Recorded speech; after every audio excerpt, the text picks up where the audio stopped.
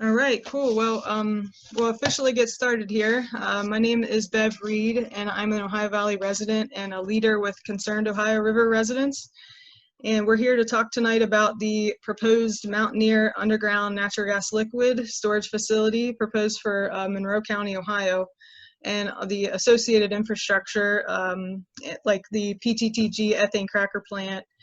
And so those are the two facilities we're going to be focusing on tonight, and we'll leave time later for a Q&A section. We also have Alex Cole with the Ohio Valley Environmental Coalition with us out of Huntington, West Virginia, and also Megan Hunter with Earth Justice. That's an environmental law firm who have been following these issues in Appalachia for quite some time. And she'll be online here to answer your questions a little later. So we'll go over to her after Alex's presentation. So I'm just going to give a little bit of background information here, and I do apologize. I am going to read some of it just so I don't miss anything. I want to make sure folks have all this information. Real quick, Bev, yeah. Did you let everyone know about the recording? Yeah. Oh, okay, cool. I missed that. Yeah, so again, this is being recorded, so if you're not comfortable with that, we'll send you this video later. But you, of course, don't have to be on video or anything, so. What will be discussed here are not just our opinions. We're here to share the facts. And this is information that people have a need and a right to know. And it is oftentimes hard to find accurate information about these topics. So in the spirit of full transparency, that is why we had everyone introduce. If you would like to be added to our newsletter list and receive updates on these proposed projects and other related issues in the Valley, we ask that you do that you put your email in the chat as well. You can send that to Josh. We only send a few emails a month, and we don't share your email with anybody. You can also share your phone number, as we sometimes send out alerts about upcoming events via text as well. Later in the meeting, I said that Q&A section.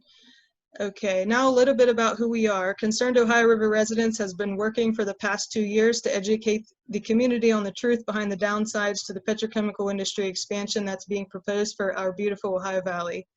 Before the pandemic, we were holding regular meetings and events. We are a group of people, including scientists, educators, healthcare workers, business owners, and everyday citizens who simply want to advocate for a better, more healthy, more diversified, and more sustainable Ohio Valley. We are also a resource to those in the Valley who need assistance navigating issues regarding the existing oil and gas extraction or fracking industry.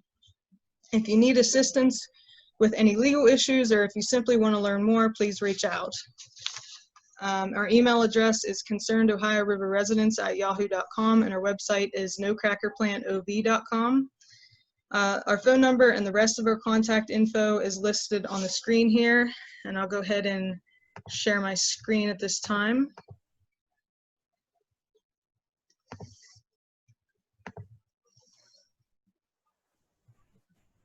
Right.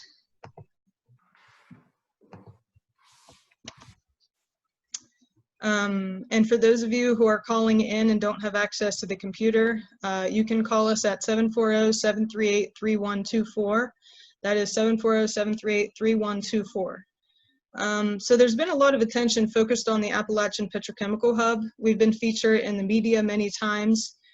Because of the larger impacts the petrochemical industry expansion here could have on various issues our world now faces, we have been approached by some national and even international media outlets such as Yahoo News, Rolling Stone, NPR, and even a Norwegian film company. CORE has also been working with individuals and organizations up and down the Ohio River as well as across the country.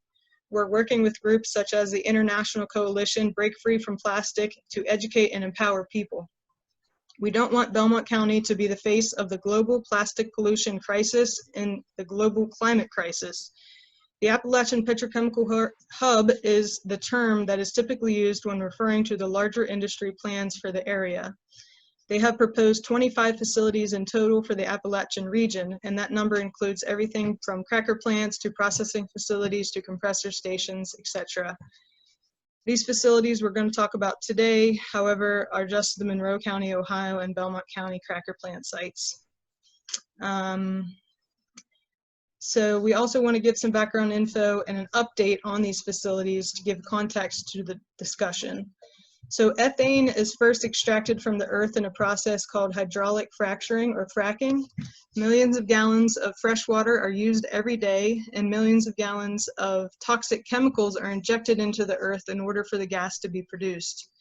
The water that comes back up from the fracking process often contains high levels of radioactivity and is polluted with heavy metals, chemicals, and lots of salt.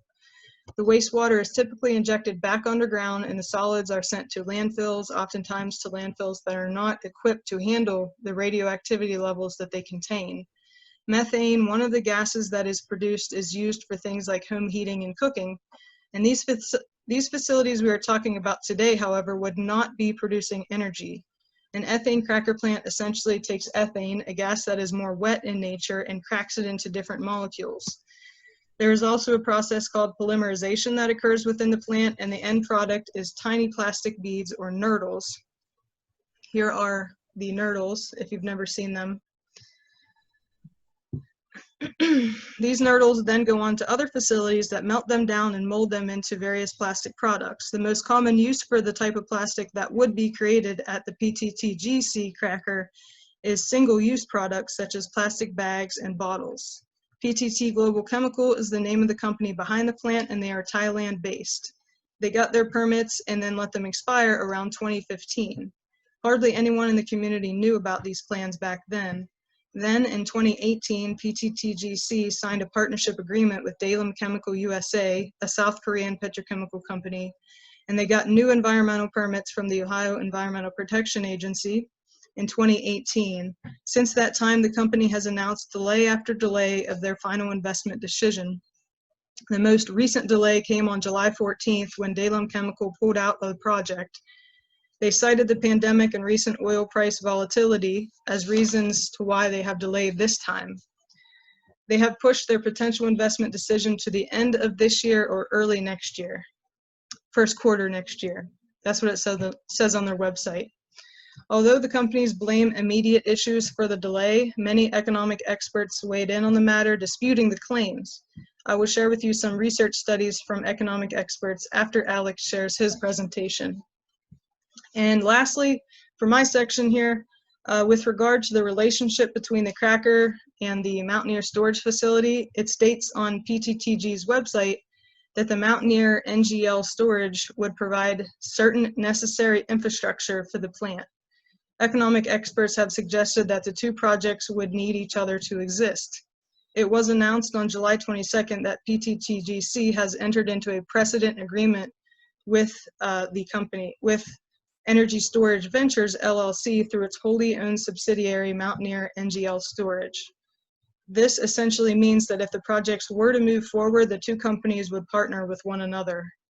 Again, despite this recent announcement being in the news, we have much reason to believe these projects are unlikely to move forward at all. It is still important to share the facts, however, and the risks of the proposed facilities. We have invited all area officials and some state officials to be with us tonight. And I'll now kick it over to Alex Cole with OVEC. He's traveled the area often and will share with you his research and experience. And later on, we'll also have, along with Megan, we'll have John here, who is an attorney with Fair Shake Environmental Legal Services, and they provide assistance for people in the Appalachian region as well.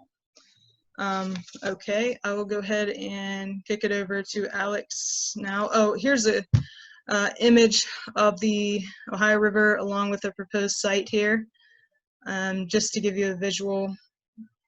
And there's Route 7. Okay, stop share. All right, go ahead, Alex. Let's see how this works. Can everybody see that? Yep, you're good to go. Cool. All right, yeah. As Bev said, my name is Alex Cole. I work for the Ohio Valley Environmental Coalition. We're an environmental nonprofit headquartered in Huntington, West Virginia, downriver from all of this. Been around for over 30 years now, fighting for environmental justice in, southern Appalachia, West Virginia, the Ohio River Valley region in general.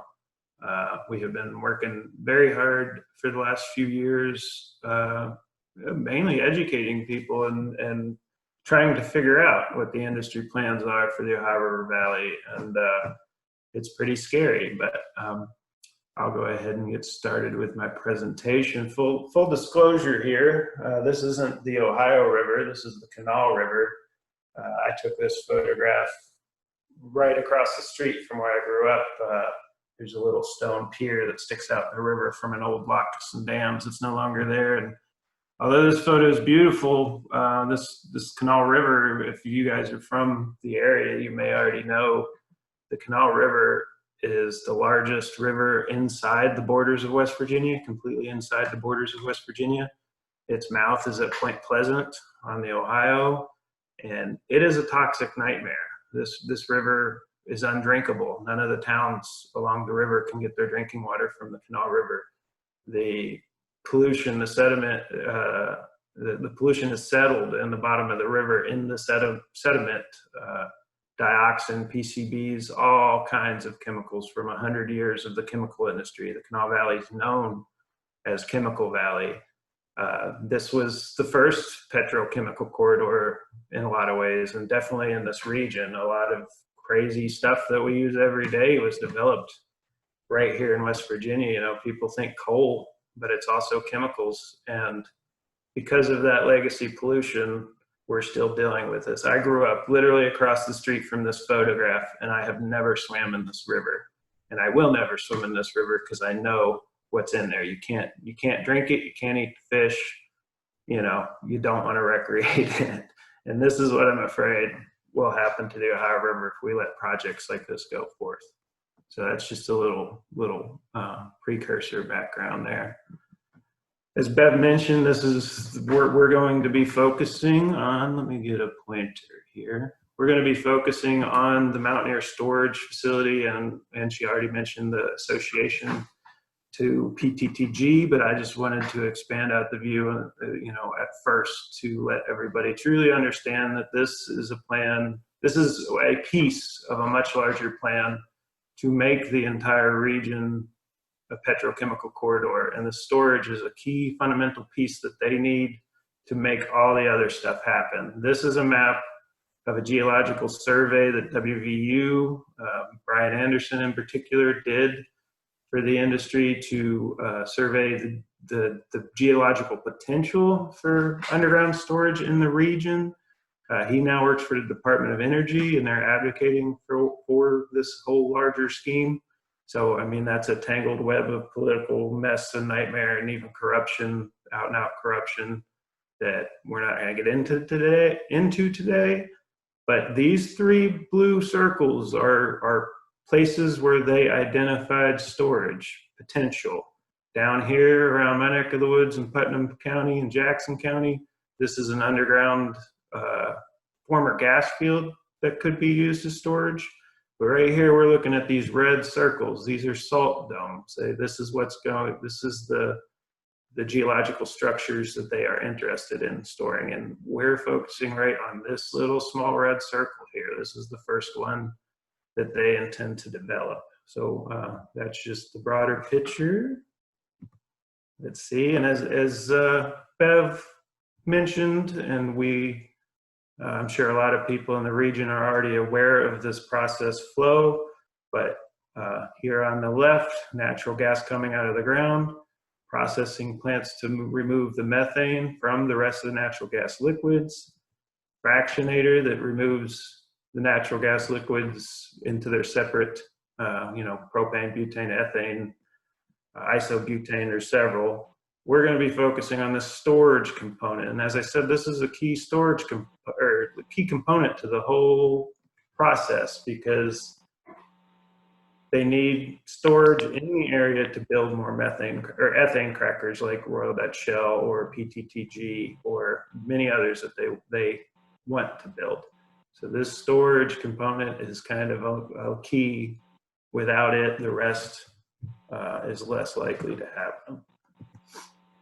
I'm going to start with this video, and this is an industry video of how the process actually works. This will give you a better idea of what would actually happen underground if they were to build this. And I hope the audio works. I think we've got it worked out.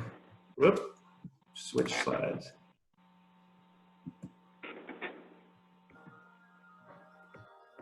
A proven practice with a history dating back to the early 1950s, salt cavern storage is the process. I'm gonna pause, making sure everybody can hear that. You're doing good. All right. Well, now I screwed it all up. Here we go.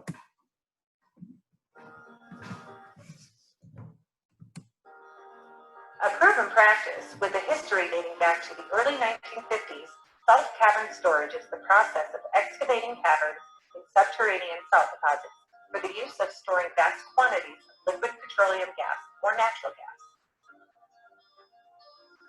The process begins with the wellbore construction for long-term durability in NGL storage. To start, an initial borehole of 40 inches is created. Then, a 36-inch diameter surface casing is installed in the borehole to a depth of approximately 200 feet and cemented to the surface. This casing is the first protection for any freshwater source. A second casing of 30 inches in diameter is then installed in the 34-inch borehole to a depth of approximately 320 feet and cemented to the surface. The third step in the process is the creation of a 24-inch borehole to a depth of approximately 2,000 feet true vertical depth. A 20-inch diameter intermediate casing is then installed and cemented to the surface. This intermediate casing protects the well from any shallow oil and gas activities in the area. A 17.5-inch borehole is then created to a depth of approximately 6,410 feet true vertical depth, and the final production casing of 13 3/8-inch diameter is installed and cemented to the surface. This production casing serves as the final protection for salt and storage cavern. To assure integrity of the well, a cement bond log must be run subsequent to the cementing of the production casing. In addition, the production casing is pressure tested to at least 900 psi prior to drilling out the cement. The final step in the wellbore construction process is to set the 10 3/4-inch and 7-inch suspended mining strings. Once the wellbore construction is complete, fresh water will be pumped down the 7-inch mining string, and the saturated salt water will return to the surface through the annulus between the 10 3/4-inch casing and the 7-inch mining string. The cavern growth is controlled by the rate of fresh water being delivered, and the level the 10 3/4-inch casing is being set into the salt. This will leave a salt roof in the cavern. The salt roof is a layer of protection to prevent any migration or loss of product. After the cavern is developed to the desired capacity, there is a void left filled with saturated salt water. An above-ground saltwater impoundment structure is located near the well. The impoundment structure has more than enough volume to hold the total capacity of the newly formed cavern, so there is never a chance of overfilling the structure. Now operational, NGL will be received from pipelines, rail cars, or trucks. As the product arrives, it will be injected into the wellhead and down through the annulus into the top of the cavern. The product is injected at enough pressure to force the brine up through the mining string and into the water impoundment structure. To deliver the NGL product back to the surface, the salt water from the impoundment structure is pumped back into the wellhead and down the mining string. The pressure of the salt water then forces the product out of the cavern through the annulus to the surface and into the tanks or pipeline to be delivered to customers as desired.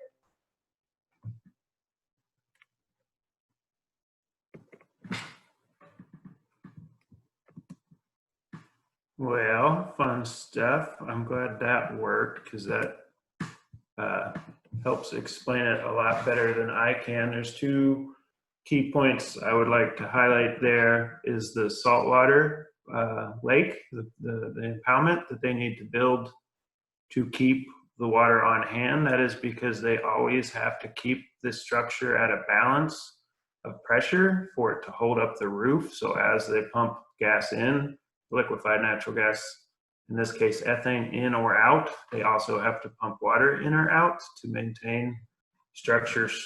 I don't know where those lines are coming from. That is not me, but someone's drawing lines on the screen.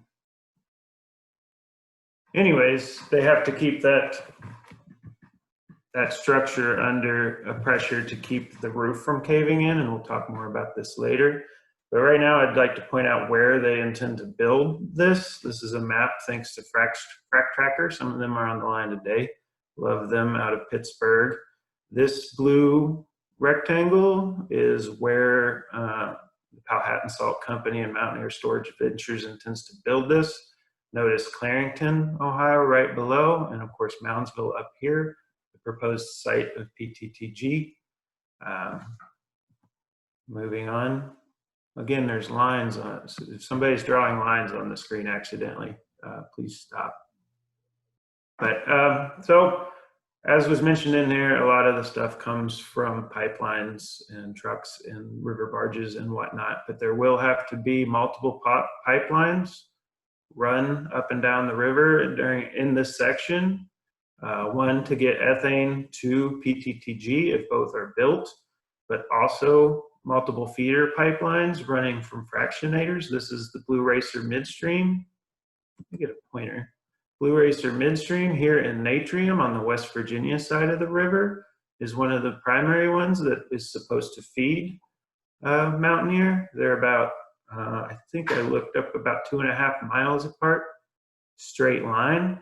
There is also plans for some of the brine solution to be piped to Westlake Chemical right here, also in Natrium, for making chlorine chemicals and other things. Lots of chemistry going on here. But the main point is they'll have to cross the river. We do not know the exact path of these pipelines now, so one of the points of this meeting is we're hoping there's a lot of people close by here on the meeting today. If you have any companies coming to you looking for pipeline right-of-ways, and I know there's a lot of pipeline activity going on through here, but please let us know. We are anxious and worried and want to know where these pipelines are going. So yeah, multiple pipelines going both ways and crossing the river multiple times with multiple toxic and explosive contents. They intend to store multiple types of natural gas liquids at this one facility, not just ethane. But there is also the saltwater component. This is a video, and this is the before video, and this is what the place looks like now. And again, I hope people are familiar with the region. There is no audio, and I'm going to talk over it and narrate, if that works. Wrong video. This is the before. So this is as if you're traveling south on Route 7, again, just above Clarington. The river is on your left.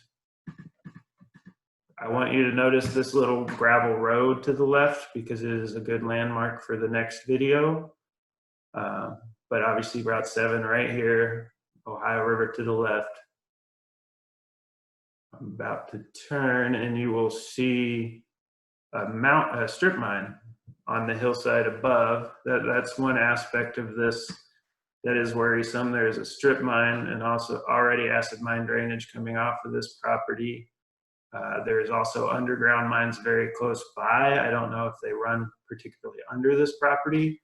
On top of this strip mine that you're about to see, it's covered over in brush. But since I took this video, there's been drilling activity on top of that fill to your left. There's a fracked well on top of that hill, right over top of all this. And what could go wrong, you know? We will see here in a second. So that's before, and this is after. This is another industry video. Again, traveling south on 7, West Virginia, hills on your left, along with the Ohio River. Notice the rail cars. Probably the most visible aspect of this will be the rail yard. But you're about to see that impoundment structure we're talking about is on your right now. That is a dam. That's not the hillside. But really above ground structures, the impoundment and the rail yard, and then other than that, it's going to look very minimal on the surface. It's drill, it's wells. So that little concrete pad is in the video before. The strip mine up to your right. Again, there's a fracked well that they just drilled on that strip mine. There in this video, they show a little drill up on the hill there, and this is the impoundment. And this impoundment, the toe of this dam is in the floodplain. The Ohio River has been that high before. It will be that high again, and then this is super salinated water. If this dam would give way, there's millions of gallons of super salinated water going into the Ohio River. And I failed to mention up until this point, but the Ohio River is drinking water source for 5.5 million people. This is a big deal. This is, you know, beyond any environmental impact of just plants and wildlife and the health of the river. This is 5 million people's drinking water. And they want to put that lake of salt water plus build a cavern under the river to store highly toxic and explosive natural gas liquids. So again, I think my presentation should have been entitled, "What Could Go Wrong?" a lot of things. And you're about to see, this is the Bayou corn sinkhole in Assumption Parish, Louisiana. Parish, I always do that. Louisiana, it first formed in 2012. And when it was first noticed, it was about 2.5 acres in area. It was a salt cavern, and it was storing butane at the time. One interesting tidbit about this is their salt formations are about 2.5 miles under bedrock from the surface. 2.5 miles deep is the top of the salt dome here that collapsed. Ours, that is under the Ohio River there, is about 1.25 miles, so half as deep. And this one caved in. About 25 million cubic feet of butane had to be burnt off. That is not nearly all that was stored in here. By the time of currently, the sinkhole has grown to 37 acres, and bubbling is still seen for miles around. You don't want to think about this as like a collapse, like an instantaneous thing where the butane would just be released in a bubble. Think of a slow collapse of cracks and fissures and geysers, literally geysers of methane and water bubbling up. Because again, these things are under pressure and they're maintained under pressure. So the burning off of 25 million cubic feet was just trying to release pressure, and that's as much as they could burn off. The rest is still bubbling out of the ground. And you know, I mentioned that fracking well on top of that hill for a reason, and if you live in the area, you know the place is already littered with fracking wells. This turns out was caused by a puncture by a nearby oil well. Punctured the sidewall of this salt cavern, and it collapsed. 350 residents had to be evacuated. Many were just bought out. There is no way to fix this. There is no way. It's 2.5 miles deep. It is everything over top of that crumbling. It's probably going to keep growing. Like, this is just going to be this way forever.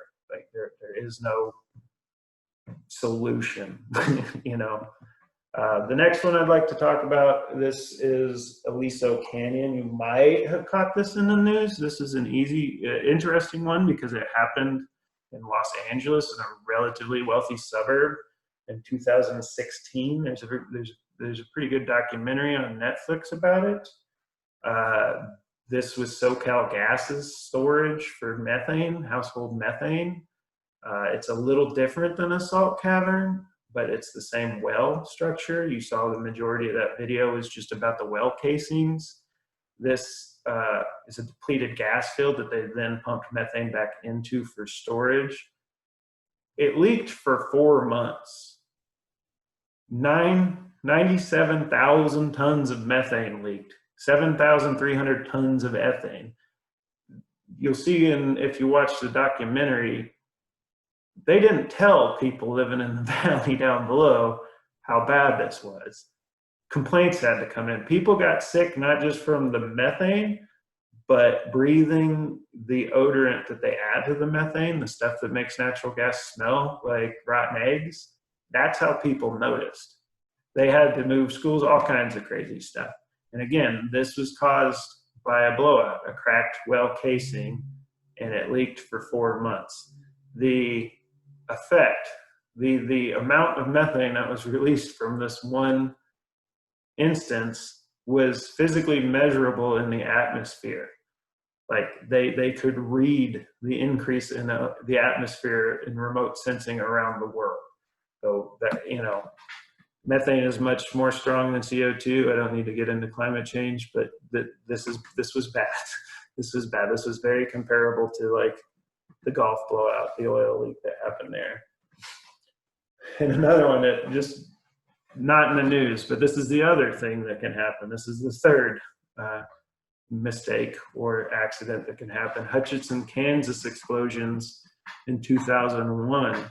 And notice that these are all relatively recent. These aren't like old things or something that happened in the past and we figured out a new technology to do this. This is a technology from the 1950s and it should stay there.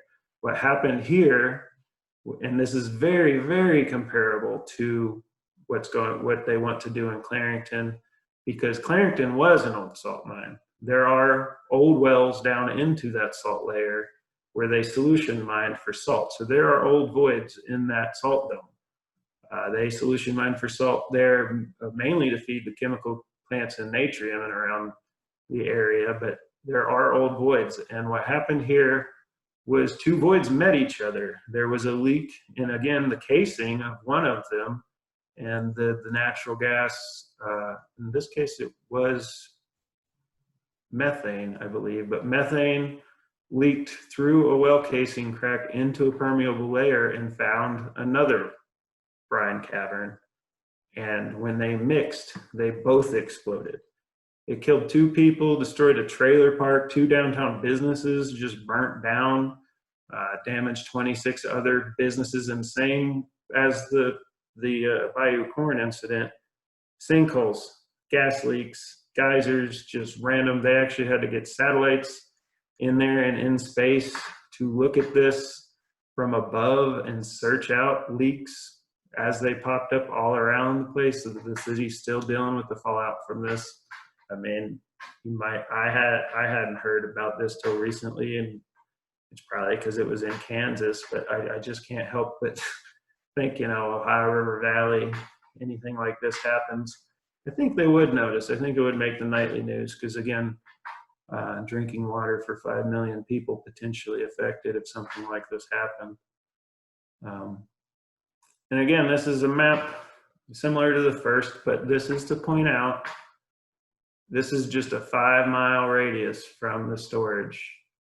And Natrium and Westlake, all those chemical plants are right here too, within that 5 miles. So that's just to give you an idea of the area of impact. Say if a simple one of these catastrophes might take place.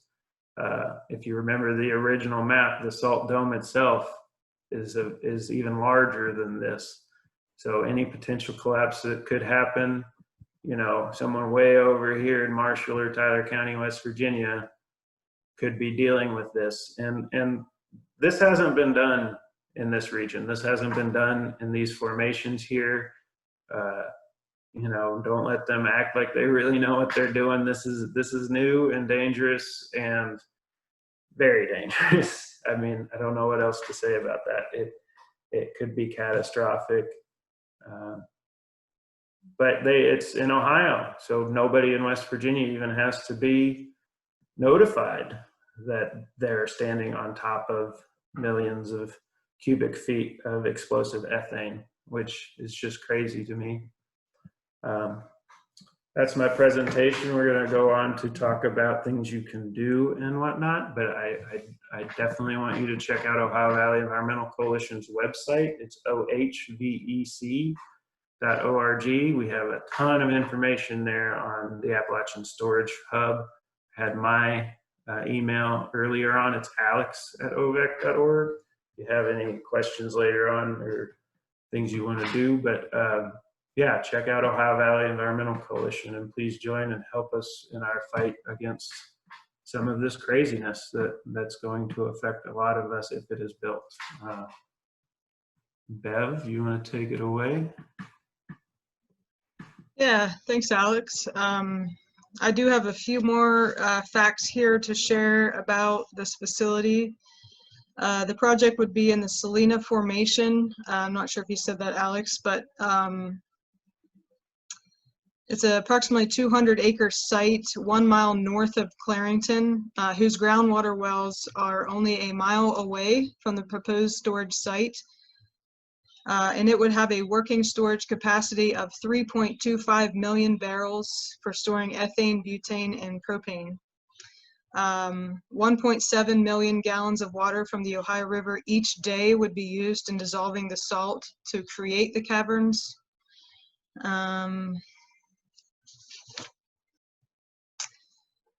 Also, migration of radioactive toxins from this storage facility and other toxic elements into the air and water are of great concern. As recently as July 29th this year, the Mont Belvieu NGL storage hub in Texas exploded, and people in the past have had to evacuate from issues having to do with this Texas facility. But again, as recently as July 29th, actually when I was researching to create the ads for this meeting, I saw that facility had exploded, and it's a similar facility. These facilities can have significant flaring episodes with excessive emissions that can cause negative health impacts. In many petrochemical plants and storage systems, flaring is used to burn off gases released by pressure relief valves when overpressuring conditions occur in plant equipment. Researchers note that gas flaring is a prominent source of carbon monoxide, carbon dioxide, sulfur dioxide, polycyclic aromatic hydrocarbons, and smog-forming volatile organic compounds, and also nitrogen oxides and soot. And Dr. Randy, I'm sure you'd be, interested in talking more about that. And Appalachians must look carefully at the history of the Mont Belvieu storage complex before they support a similarly dangerous project, the Mountaineer storage facility planned for our region. I will kick it over to Leah. Leah, are you still with us tonight? Yep, here I come, ready or not. Okay. And Leah Harper is with the Freshwater Accountability out of Ohio, and she's going to talk a little bit about the radioactivity issues. Well, I wish I knew more, everyone. I'm telling you, I'm a researcher. My husband's a researcher. We talk all day long about these things. He's actually had classes at Michigan Tech on radioactivity, so he's educating me a lot about it. The more I learn about it, the more I wonder about this entire industry, because it doesn't make sense to me, because everything I find out in all the research says that maybe we shouldn't be doing it the way we're doing it. And so I started researching on salt caverns, right? And down the rabbit hole I go, as always. You know how that is. We all know how that is. I just keep finding out more and more that it's just like, why would we do this if we don't have to? That's the bottom line to me. Economically, it doesn't make sense. Environmentally, certainly not, but economically, this does not make sense. But they're not factoring in the cleanup cost. And we're seeing this already with fracking. And I just saw the article about the Bakken. And how are they going to clean that up? Well, they can just LLCs go belly up, and the taxpayer gets it. So I'm like, I can see this coming because I've seen it happen again and again. And I just like to see that train coming. So there's on the internet, I can share in the chat box, but it's just very publicly available information. Thank goodness we can do our own research. in the time that we have to be able to do research with our lives, because we're all doing this in our own time and our own dime, and we really care about the area and what's going on, and we want to make things better. We want to avoid problems, especially with radioactivity. So this is what I found so far, and it's not much, so I'll share it real quickly because I want to make sure we have time for question and answer. And Leah, Oh, excuse me. I am showing the slides from the Pittsburgh organization if you want to mention the slides. Right, and you might want to advance to the next one because it's kind of more explanatory than me, like Alex was saying. Let's get to the the people that really know what they're doing. I'm just learning this as I go. It's like I wish I had more information, but we can't really find that out. We have to do records requests and things like that. So this is what we know about ethane storage. And we have a friend, Justin Noble, a colleague, a fellow researcher, a journalist that's getting all this information out, is very supportive and can cite a lot of this research that's already been done. But there's not a lot of research and we need more, but the industry doesn't pay for it. We have to pay for this research. And the industry can pay for, I digress, but the industry can pay for research to support what it wants. We're doing our research here. And I don't want to sound alarmist, but I'm saying if we can avoid something like this accumulation of radioactivity in a small area near the Ohio River for only 12 jobs.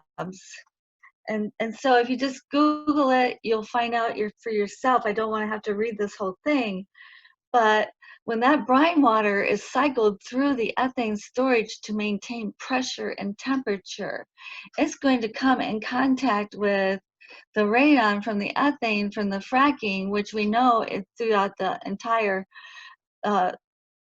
chain, is gathering radioactivity. So I'm not a rad chemist, but I'm just a layperson, but I can understand this, that we really are not taking the precautions against it. And that's because, and Megan Hunter can cover that later, because people have a lot of questions about why aren't we better protected from this? And that is the big question. So I don't want to spend too much time on this. I'm just saying I have more questions.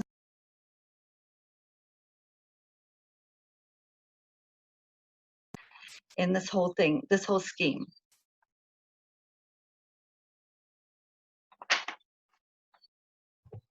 Yeah, so as you can see here in the slides, this comes from the Pittsburgh Mineral and Environmental Technology, Inc.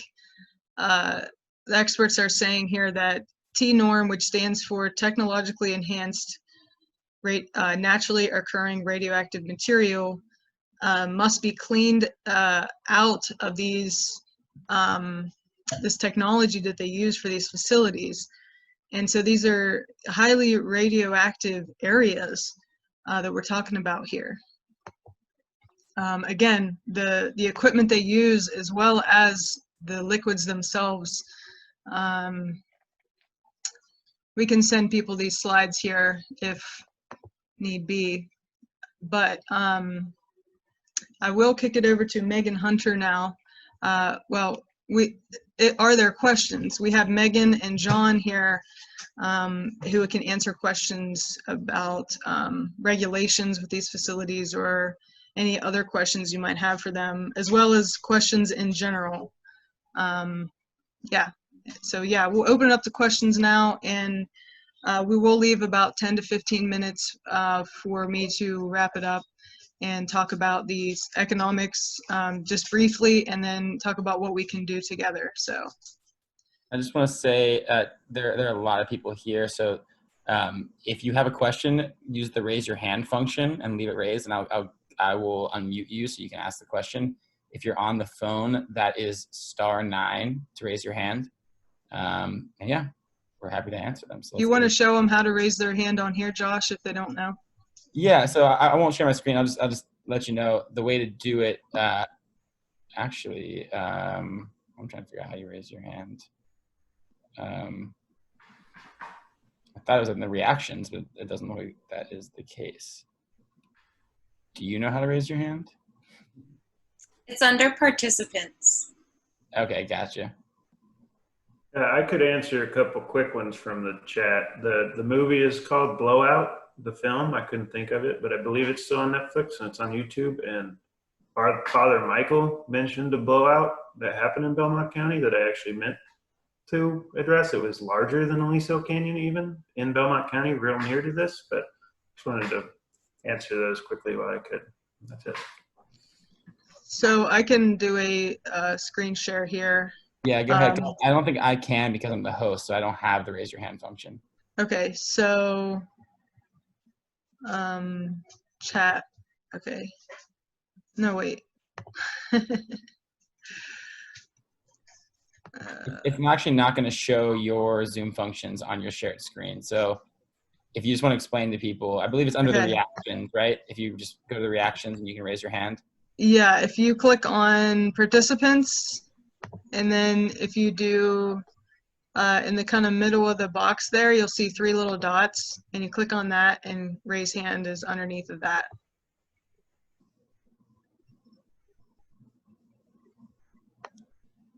And if for some reason we don't get to you, you can just unmute yourself after everyone else has gone through. We just ask for your patience and we will get your answers answered, or get your questions answered. So I'm going to start with, we actually have a phone, someone on the phone, 304, ends with 0966. You are unmuted, so go for it. Good evening. This is Danny Lutz, and I better give you a full disclosure. I'm the Mountain Party's candidate for governor. I got on late, but in time to hear a whole lot of disturbing things. Am I correct that the situation you all are going to be encountering from Ohio with the technically enhanced, naturally occurring radioactive material is governed by the federal government, and that we in West Virginia have no say whatsoever regarding it? Megan or John, do you know? So, full disclosure, I'm a licensed attorney in Ohio, so I'm not as versed in West Virginia laws. But in terms of radioactivity, at least in the case of Ohio, for T-norm, that is something that there are regulations that the state has that pertain to T-norm. But the problem, I think, has been in the lack of clarity around those regulations and the lack of enforcement around those regulations and the limited application of those regulations as well. So I don't want to say that it's purely up to the feds, because that's not the case here at all. But the state regulations in place are limited in the protections that they are going to offer you.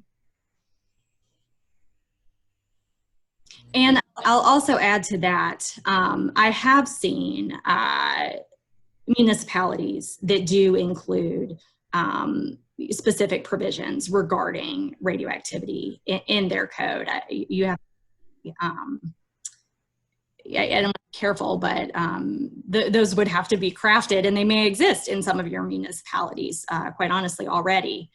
So you do have some local ability to do something through that as well.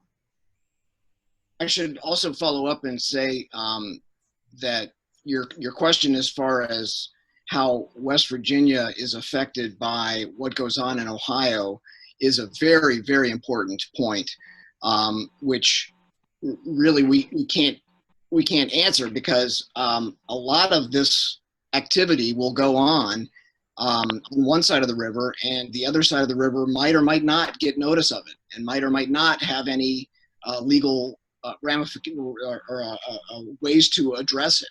And so it is important that we all kind of keep each other informed as much as we can, because some of these activities are not publicized across the river or as well as they should be. So you're right to raise that issue as far as what can be addressed on one side of the river versus the other.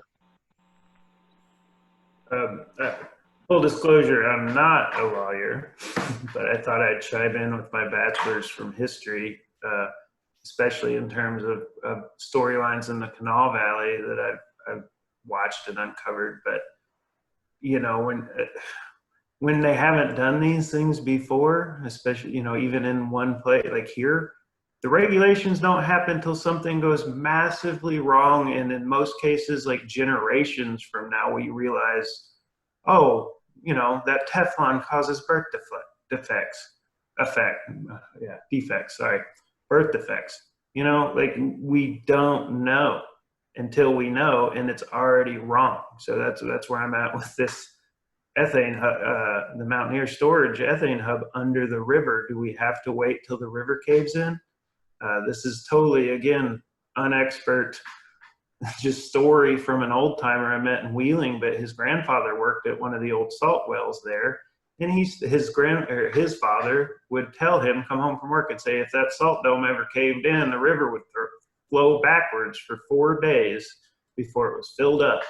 And of course, that's not true, but you know, you get an idea how big this is and how badly it could go. So yeah, I mean, regulations happen after it's failed, unfortunately, in a lot of cases, I guess is my general point. Yeah, and if I can add real quick, this is Dustin White with OVEC as well. As far as West Virginia is concerned, there are currently very little to no regulations in place for any of this infrastructure.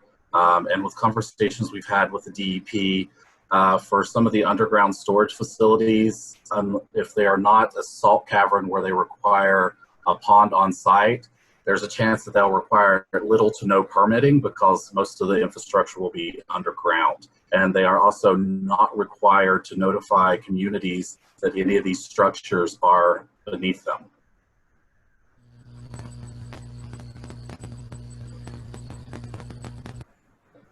Just to piggyback on what Dustin just said, I wanted to provide some further information on the current permitting status of this facility. So for this particular project, as Dustin mentioned, for the actual storage part, like once the stuff is underground, there are not permits that that Mountaineer is required to get to store that that make up the ethane, the butane, propane underground. Mountaineer does have to get permits to create the caverns in which they will store the liquids, and they do that through getting solution mining permits, and that's what gives them permission to create the wells and inject the fluids that will create those caverns. And in terms of where we are in the permitting process for this project, so the dam that Alex pointed out for the reservoir, that permit has been issued. It was issued much earlier this year by the Ohio Department of Natural Resources. And then recently you had 3 permits issued to create the solution mining wells that will be used to create the caverns. And those permits were issued by the Ohio Department of Natural Resources. The public notice for those permits ran in June of 2017. So that is when the public buried in the Monroe Beacon received notice about this project, and that's the only notice that ODNR intends to give moving forward. And I say that to not be defeatist or alarmist, but to say if you are upset about this project, you don't have to wait around for some public opportunity given to you to contact the agencies, so to contact ODNR, to contact Ohio EPA and express your concern. You're always welcome to contact those agencies. And the same goes for the West Virginia side of the river. You can tell them you've heard about a project on the Ohio side and you have those concerns and ask them for what you want. You don't have to wait for the law to give you permission.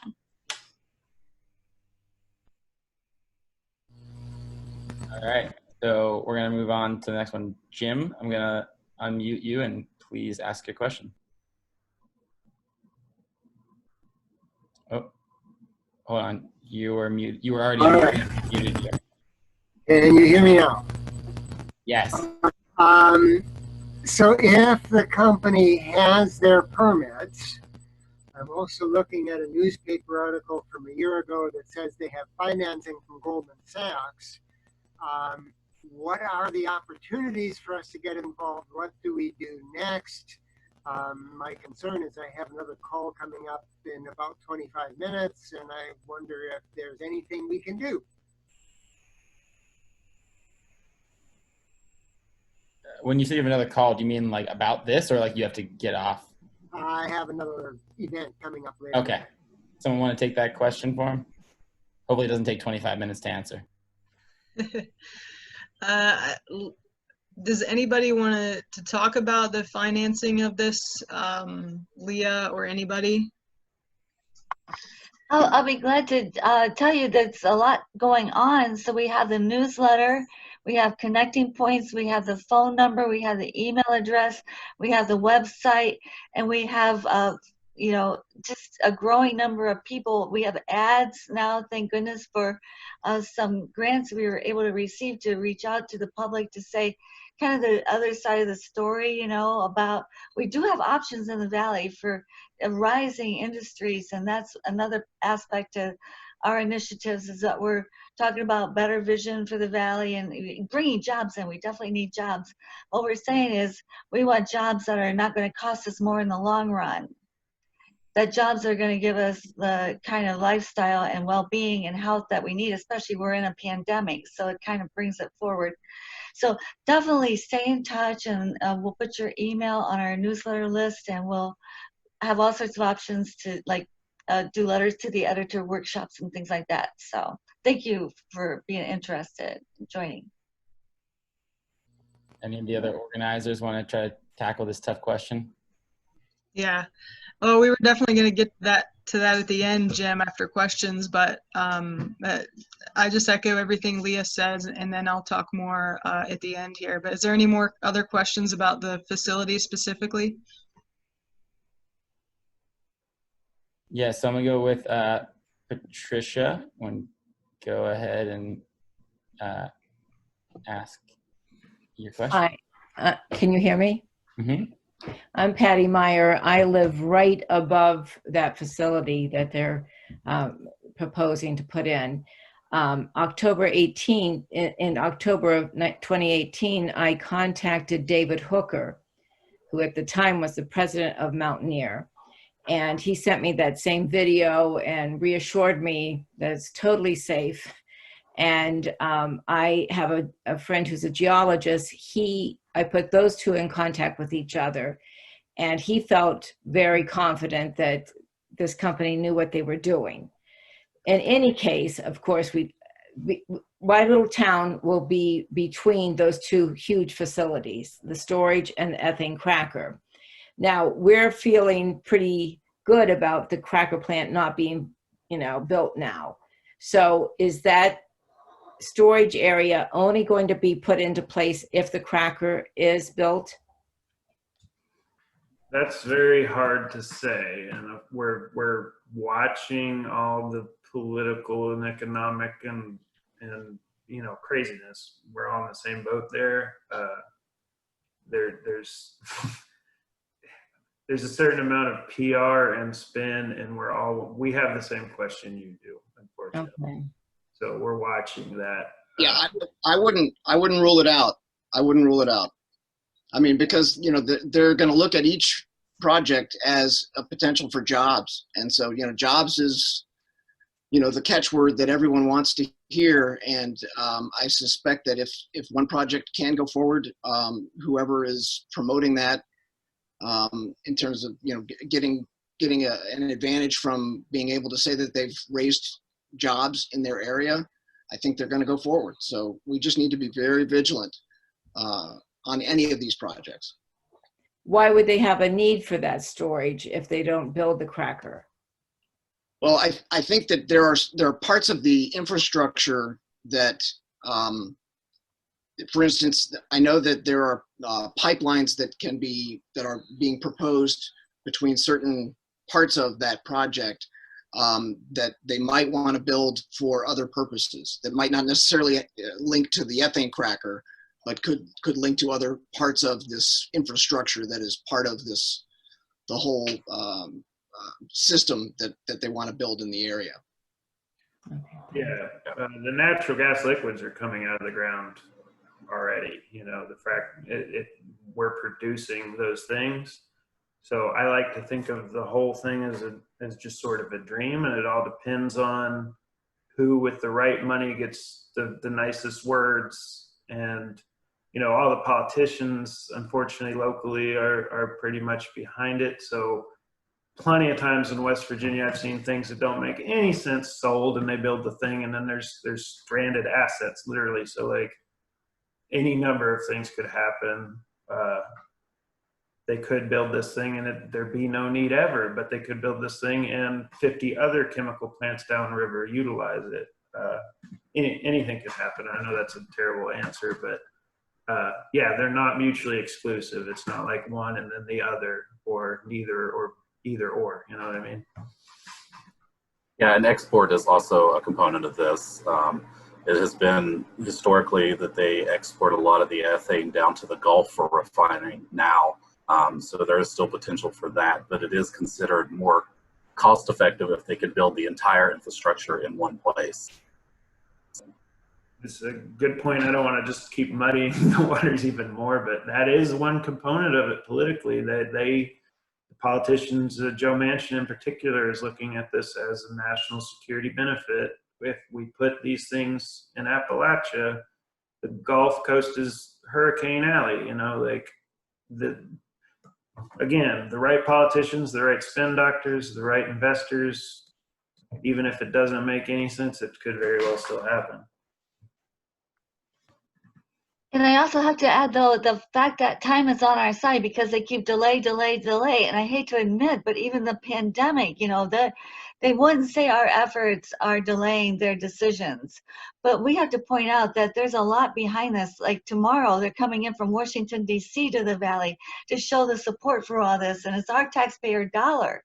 And the fact that Jobs Ohio gave this project $70 million, and the elephant in the room is the fact that we should have better options than propping up the faltering fracking industry. So that's why we formed. We formed because we really care about the Valley, and we want a diversified, sustainable, cleaner, new, futuristic type of something that's not going to have climate change involved, you know, exacerbated, or plastics. Who needs more plastic? So we just want to be part of the solution, not part of the problem. And we're not given the opportunity to have our own solutions. We're not even given choices. I've seen this all my life because my mom was a coal miner's daughter. I just have to keep telling that story. We need better choices, and we will go for it. We'll work hard for it. And that's why I think we have lots of opportunities too. So I have to put a plug in there for the better vision as well.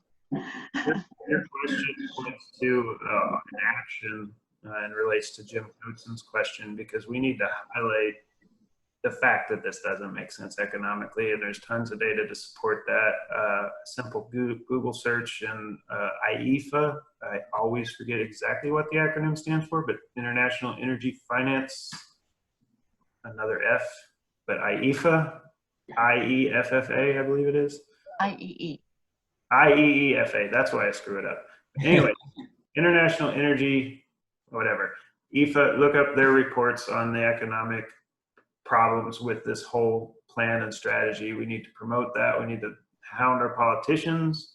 We need to, you know, literally follow them around and bird dog them and make sure they stop promoting this as a good idea in jobs, because it's not. It's people selling a way for themselves to make money. And somebody, I think, just mentioned this, but we will see, I think it might be tomorrow, but I know it's this week, that there's a deputy director of the energy department who is going to be visiting Belmont County this week. Again, trying to promote this idea that this is going to be a petrochemical hub and that this is a good idea. The Department of Energy is behind this project. And so we're going to see more PR in that direction. And we just have to be, you know, vigilant on the other side of it. And, yeah, and I was definitely going to bring up those IEFA reports here. And yeah, the thing about the Department of Energy is that on their press release that was released today, Department of Energy said they were coming to town with the secretary, and he was going to tour the facility and then have a listening session with community members, stakeholders, and local leaders.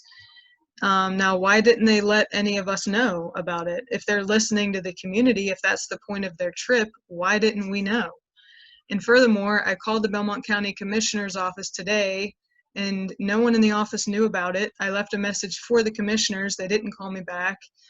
And it says on the DOE website, it gives a phone number and an email address for media to reach out to RSVP for the closed meeting. So again, they're shutting out the people because they know people, if they knew the truth, they would be completely outraged. So we need you, everybody here, to help us spread the truth. And we're going to put this video on YouTube. We're going to get it out there into the airwaves. And we have been building power. We were getting ready to hang flyers on every single door in Shadyside before the pandemic hit, to bring in a health expert to talk about this stuff. Like, you know, and we want to grow in numbers and we want to grow in our outreach. So please contact us, give us your email address and so forth. But hey, Bev, can you send around that information about that whatever that meeting is, or that supposedly that public input session that closed? How can you have a public meeting that's closed? What is that? Exactly. Can you send that information around? That would be helpful. I didn't know that. Yeah, that's our government for you. But I'll put it in the chat, a link to that. And then Megan, did you have anything you wanted to add? It looked like you were getting ready to talk. Okay. Has anybody thought about partnering with Ohio Citizen Action?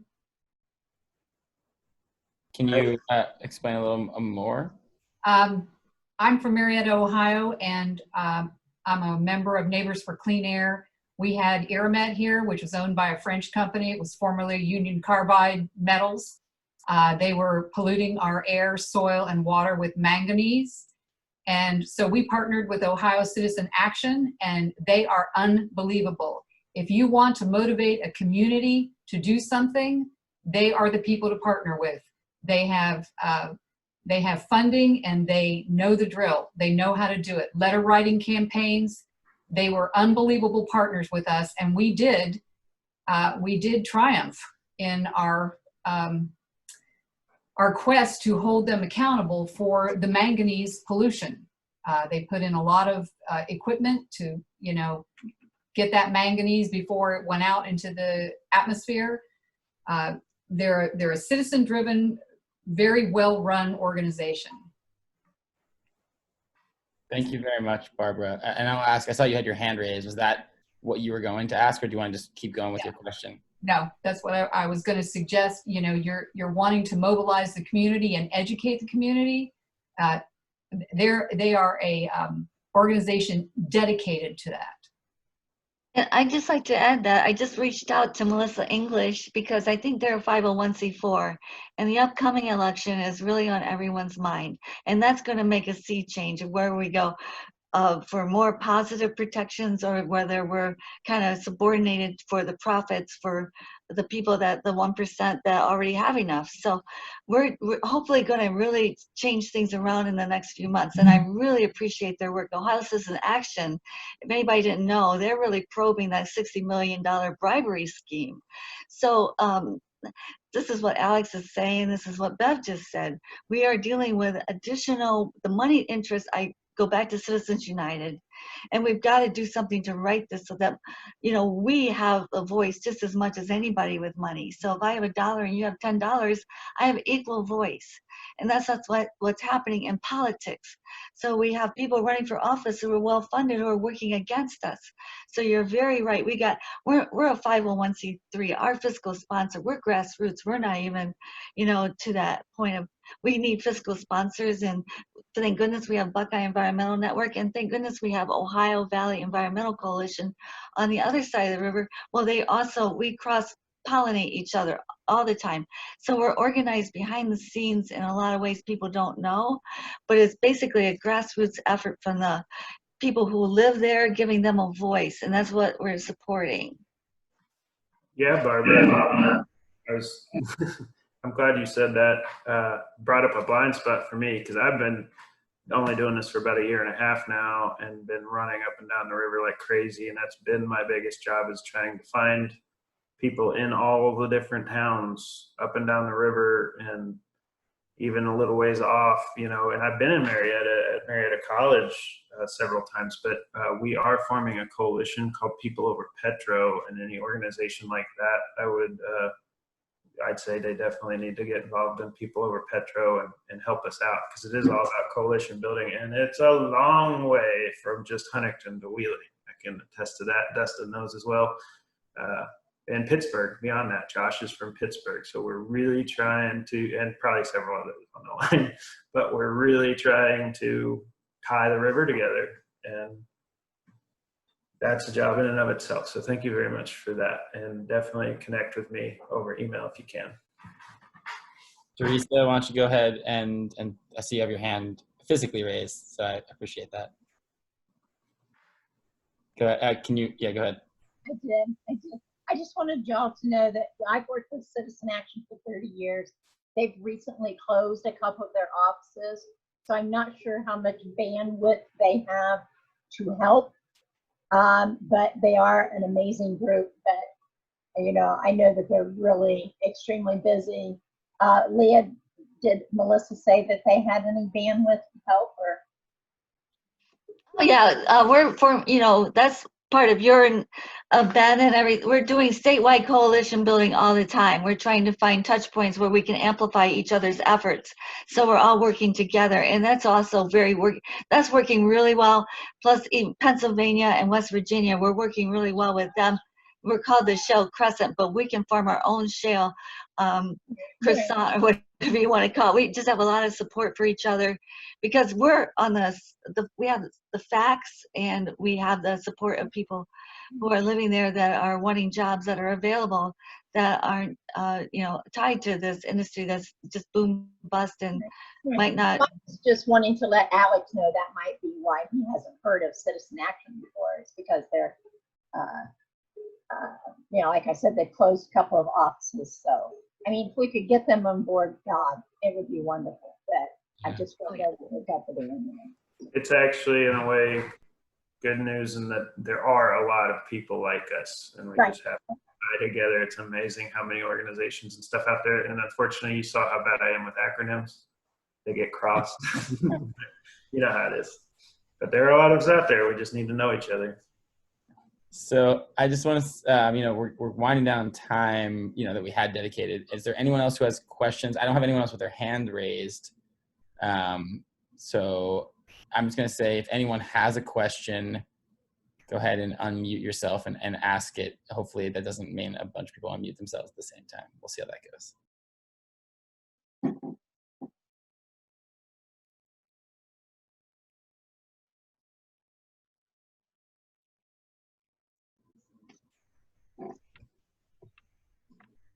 Well, As a question, I can wrap up. Yeah, go ahead. And I hope we answered your question, Jim. I think, I feel bad. I feel like that's the one we didn't really get to, but the answer is there's a whole lot you can do, and there's a lot you're up against. So these are the people here in the room that want to help. So reach out to all of us if you have any specific questions on what you can do, or ask us for help if you have an idea. I know, Jim, and I asked him for help, Dr. Coatson. Hi, just wanted to know.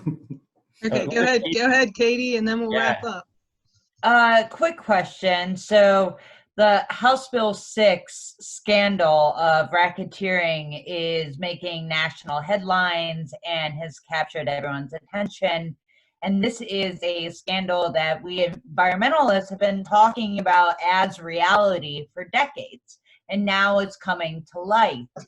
So I am wondering about whether this this petrochemical hub is in any way linked to House Bill 6, and can we bring that scandal into the discussion as a public, talking about, you know, politicians being bought off by the gas and oil industry, and how it is changing the law and policies here in Ohio.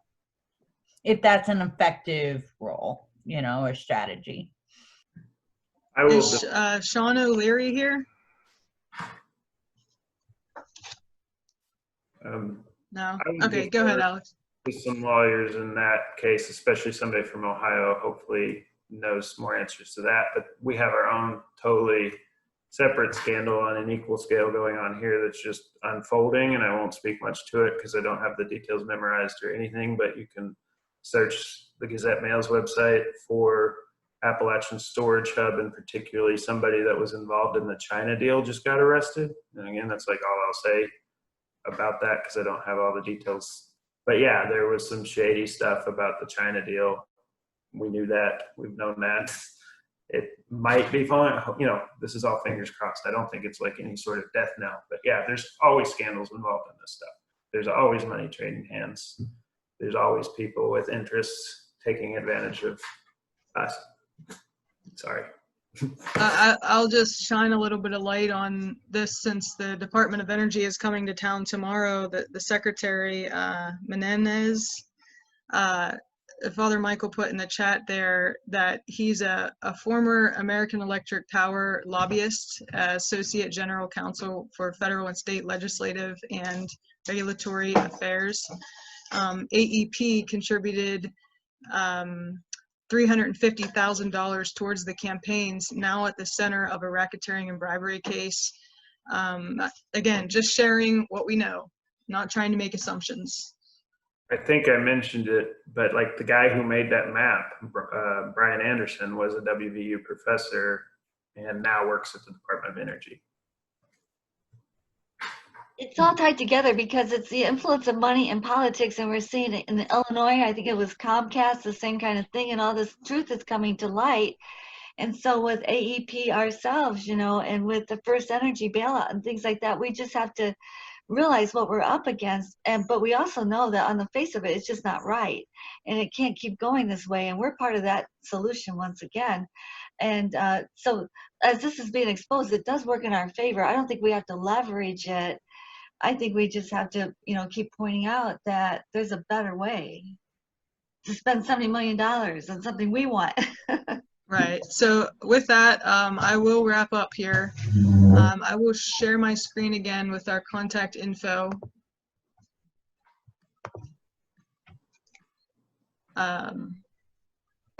So again, we do have some points I wanted to list really quickly here. Might go 2 or 3 minutes over, but I think this is really important information to share.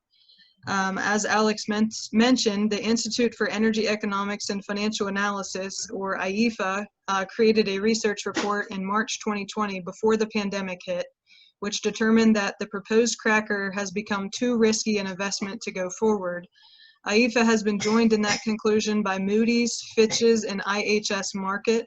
One factor they cited is that the price of plastic is only 60% of what it was when the project was originally planned around 2010 to 2013.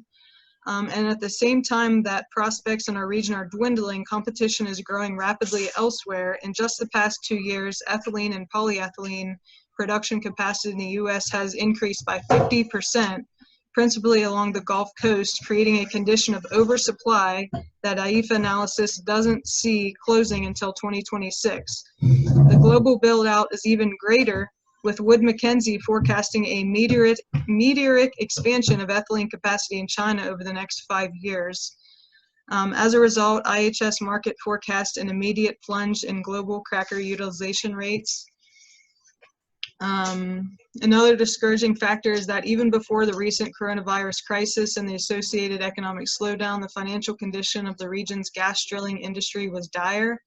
And the best cure for the industry's condition, a rise in natural gas prices, would further reduce the competitiveness of petrochemicals from the region by driving up the cost of the ethane feedstock. Additional barriers are presented by questions about the speed of general economic recovery and whether global and domestic demand for plastics and chemicals will meet pre-crisis expectations.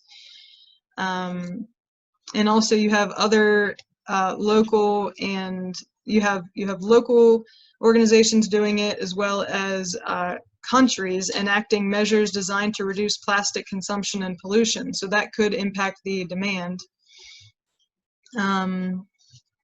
So what we can do, a few little points here to give us your contact information again. And here's our information on the screen there. Reach out if you want to be involved. Work at your comfort level. Again, we are growing in number and credibility. And we have written letters to the editor. We've written to our local elected officials. We've meted with them. We've met with the governor's office a few times here.